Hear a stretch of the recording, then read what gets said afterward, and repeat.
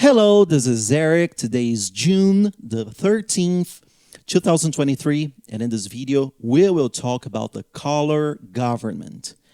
Yes, after 25 years of military dictatorship, now we have a civilian president directly elected by the people. This is him, Fernando Collor de Mello. And, well, that was at the same time a really troubled period of the history of Brazil. Fernando Collor de Mello, the youngest president of the history of Brazil, was elected by the support of some businessmen in Brazil and also supported by a famous TV channel in Brazil. I won't mention the name here, but you can search for it on Google. And, well, the people was hopeful. After so many years of dictatorship, now the people was finally being allowed to elect its president. So really, Fernando Collor represented all this hope that the people in Brazil had of a better future. And, well, he defeated Lula, which is the current president of Brazil, in the 1989 elections, as I said, supported by businessmen and TV Globo. Oops, I was not supposed to mention the name. Yeah, but this is the name of the TV channel. And by the way, they already apologized, for the evident support given to President Collor at the time. And they did so by editing the last debate, they were debating on TV, and, TV Globo edited, the whole debate, showing, stressing good moments of Fernando Collor and also stressing bad moments of Lula. So that's how Collor became president. And Collor had an aggressive and personalistic style. That style is gonna really cause him a lot of trouble in the Congress. Little by little, Collor would become isolated, politically saying, right? And he started his government with the Collor Plan. This Collor Plan actually encompassed a neoliberal project. So he reduced import aliquots. Why? Because he wanted, foreign products, foreign commodities to enter Brazil and compete against the national product so that inflation could be reduced. But that's not going to work out. Also, we had the currency exchange. We ended the Sarney government with the new Cruzado, right? And we had the old currency back to the national scenario again, the Cruzeiro. And once again, they are going to try the same old trick. They're going to cut the zeros.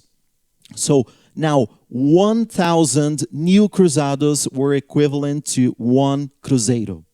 But that's not going to work out. And if that's not enough, he tried once again to freeze prices and wages. That thing that really goes against everything that is called capitalism, right? And as you can suppose, it didn't work out. So in a desperate move, he tried the impossible, the unthinkable. He blocked part of the Brazilians' balances. Yeah, people with a little less of what would be around 7,000 reais now. So you can convert it to dollars. The ratio now is 4.9. So people with more than this amount would have, their money, their balance confiscated, blocked by the government that promised that it would return the money, but that actually didn't return the money, as I could hear, from some of my relatives that are still waiting to date, to receive this amount. Well, and that included checking and savings accounts as well as investments. So really, that measure, really made the people angry, and you probably understand why. So Aside from that, we had corruption going on in the government. I'm gonna show you here one of the actually two videos, but I'm gonna show you first, the only one of the videos, and then we're gonna play the second video, because President Collor's treasurer PC Farias, Paulo César Farias, was involved with bribes and with a lot of things. So basically, he would charge bribes from contractors, from building companies, so that they would be favored in bidding processes, right? And with this money, he's going to pay, many of the government's expenses, and also he's going to invest in some of his own companies, right? But actually, the whole corruption thing emerged through his wife, through President Collor's wife, Rosanna. He had this assistant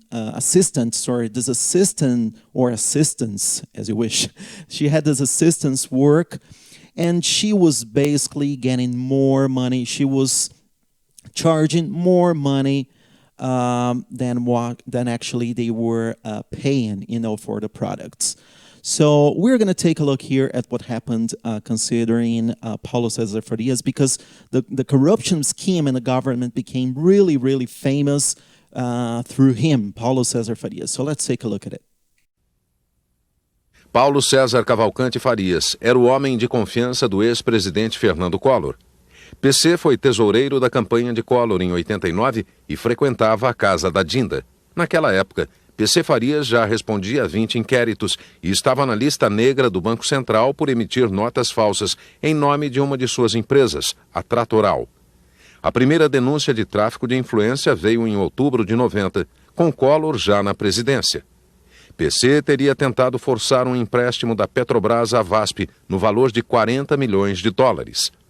A pressão terminou com a demissão do presidente da Petrobras, Luiz Otávio da Mota Veiga. Mas coube ao caçula da família Collor denunciar o empresário e o próprio presidente da República. Inconformado com a decisão de PC de investir no jornal concorrente do Gazeta de Alagoas, do qual era diretor, Pedro Collor revelou as contas de Paulo César no exterior e o esquema de corrupção montado no governo com o consentimento do presidente Collor. Foi aberta uma comissão parlamentar de inquérito no Congresso e as sujeiras começaram a aparecer. PC cobrava propinas dos empresários interessados em favores do governo e depositava o dinheiro em contas fantasmas abertas em vários bancos.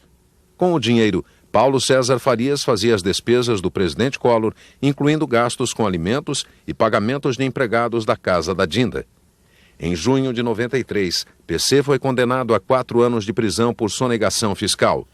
Well, we're going to shortly be watching the second video, but as you could see, the whole thing was unveiled through President Collor's brother, and that due to a family dispute of power regarding a broadcasting company in Alagoas, where Collor had previously been a governor, right? Actually, he was mayor of the city of Maceió and governor of the state of Alagoas. So the thing was really dirty, and the people got tired of that. The allegations were being little by little proved, right? PC Farias, got arrested, as you could see. We had the overpriced purchases at LBA. That was I would say the onset of the whole dirty scheme of corruption in the government. So after the CPI, the Parliamentary Commission of Inquiry, is established, all of these things became evident, right? And we had the youth at the time, with the Painted Faces movement. They wouldn't accept, after 25 years of military dictatorship, a corrupt government. And so we're going to take a look at what they did. Um grupo de pessoas veste as cores da bandeira e vai até a casa da Dinda, em Brasília. O grupo atendeu à convocação do presidente Collor. Mas em outra manifestação, a cor escolhida para o protesto foi o preto.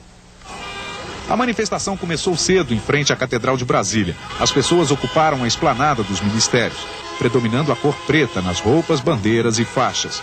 Uma carreata atravessou as principais avenidas da cidade, fazendo muito barulho. O objetivo era chegar até a casa da Dinda, mas a polícia militar montou barreiras nas entradas do setor de mansões do Lago Norte e ninguém passava. A poucos metros dali, na casa do presidente, uma outra manifestação. Pessoas de verde e amarelo também chegaram cedo, respondendo à convocação do presidente para que todos se vestissem com as cores da bandeira em sinal de apoio ao governo. Yeah, as you could see, there was a group of people supporting the government, but the largest number of people was against the government. They were really pissed off with the whole corruption scheme discovered in the government. And, well, President Collor, after a long CPI process, decides to resign in 1992. But he did so because he didn't want to go through the impeachment process and lose political rights. Unfortunately, it was not enough. You know, he ended up going through the impeachment process, and yes, he was impeached and consequently lost, his political rights for 8 years. But don't worry, he got back to the government as if nothing had happened, and he is still doing very well, thank you. Well, as a consequence, as a result, we're going to have his vice president, Itamar Franco, continuing the government, right? The government reaction against inflation. And, many historians like to call Brazil, not the presidentialist Republic of Brazil, but the vice presidentialist Republic of Brazil, because the number of vice presidents in Brazil is really amazing. But this is what is going to happen, and we're going to talk about Itamar Franco in our next video. Thank you so much, and see you then.